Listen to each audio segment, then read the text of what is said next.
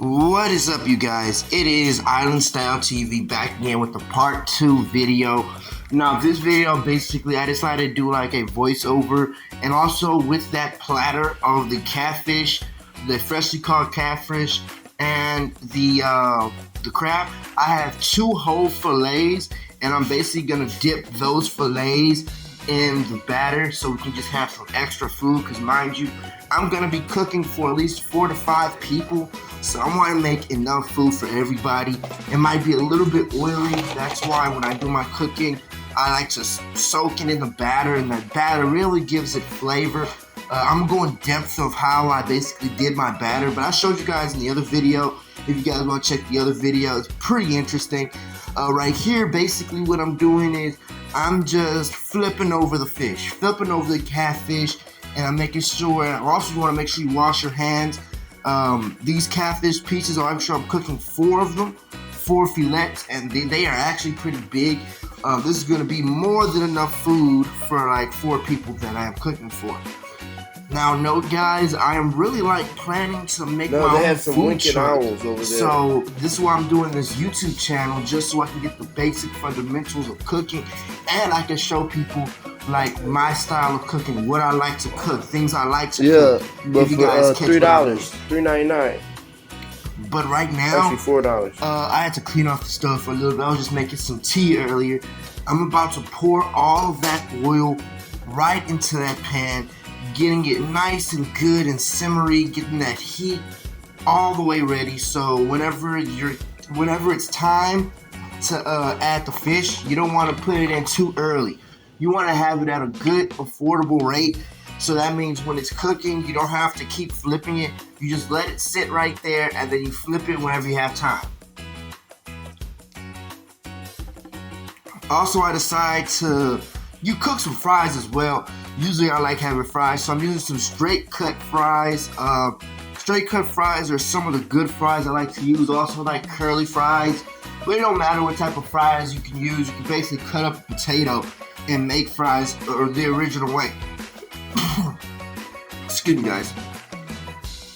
So now after a couple of minutes, because right now I'm using an electric stove, I highly recommend not using electric stoves. And I'm getting everything ready because electric stoves do catch fire, and it is known for some apartments using electric stoves, they literally burn down.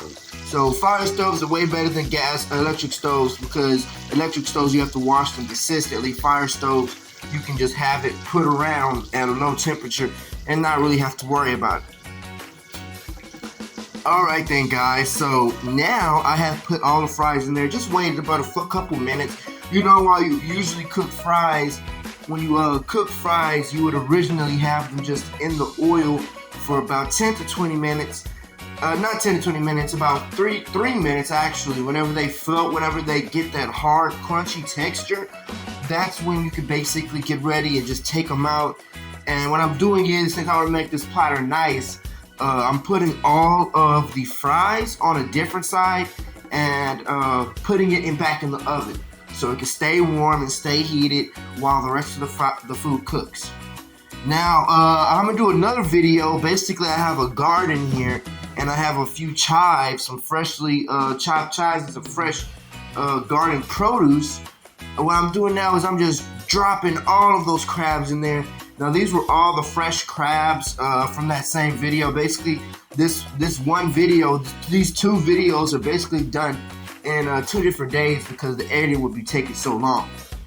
So now I'm just throwing all of those crabs right in there. I want to get a good fry for them because these crabs are going to get a hard fry.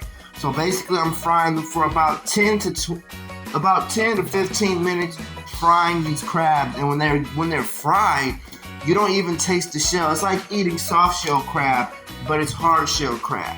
And the hard shell crab,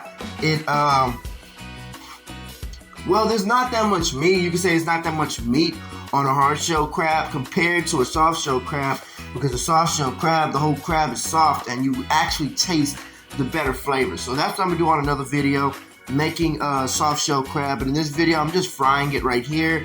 And you see how I just garnish it off with that raw chives. That raw chives is gonna basically give that some good flavor. And as you guys can see how I fried it, I usually like using some dried red pepper. It really basically gives that oil an extra flavor. Or you use chili pepper oil, if you guys never heard of that. Chili pepper oil is one of the best cooking oils I like to use if you like to fry with spicy food or make any type of dish that uses oil. I would highly recommend chili cooking oil.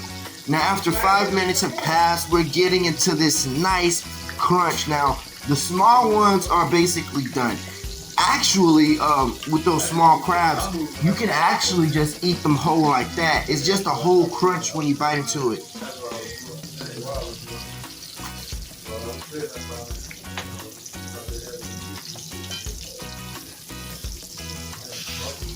Sorry guys about that.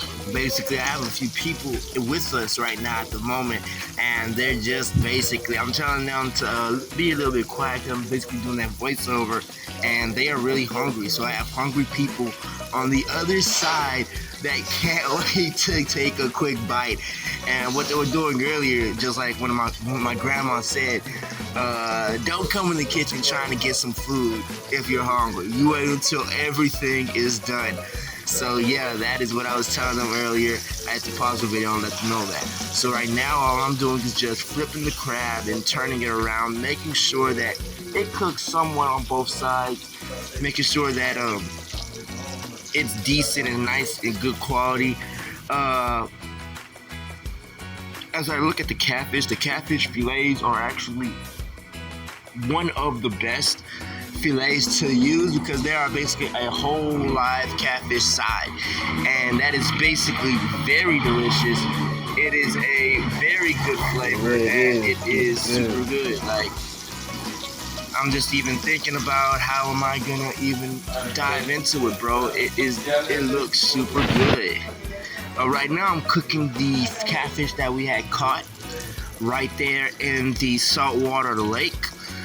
This is a whole catfish, and I'm just flipping it on one side. Remind you that this one has bones. The fillets don't have bones.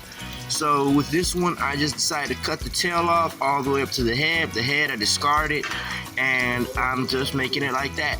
Now it shouldn't take this catfish too long. Literally just about, I would say about 10 minutes because it is raw, but you want to get that hard crunch with the bones. So you want to make sure you watch out for the bones and watch out for all that so you don't choke while you're eating. Now guys, I am going to show you how the entire platter looks. Now that platter is a proportion of crab all the way at the bottom. You have 4 catfish fillets. Also you have on next to the top is the catfish that was caught.